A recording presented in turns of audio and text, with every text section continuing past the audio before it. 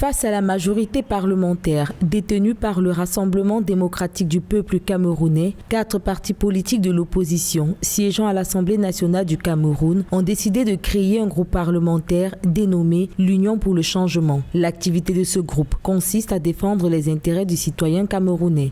Les partis de l'opposition signataires s'engagent à être les défenseurs des intérêts du peuple camerounais à l'Assemblée nationale, travailler pour la justice sociale et l'égalité des chances, défendre et promouvoir le patriotisme économique, combattre l'injustice et se tenir aux côtés des couches vulnérables et défavorisées, veiller au rayonnement du Cameroun dans le monde, légiférer et contrôler l'action du gouvernement dans l'intérêt suprême du peuple camerounais.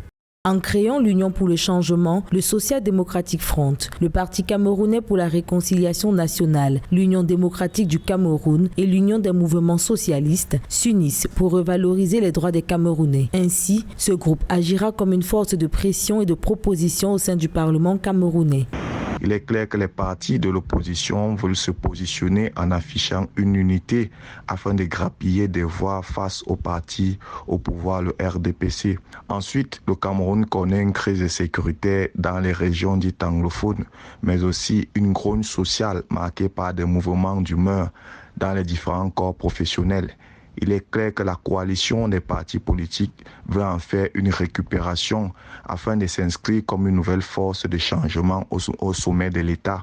La création de ce cercle serait la résultante du mouvement des enseignants On a trop supporté, mouvement dans lequel le corps enseignant depuis plusieurs semaines revendique entre autres l'attribution des matricules aux enseignants en attente de leur solde, la prise en compte des primes de non-logement et l'intégration des enseignants vacataires.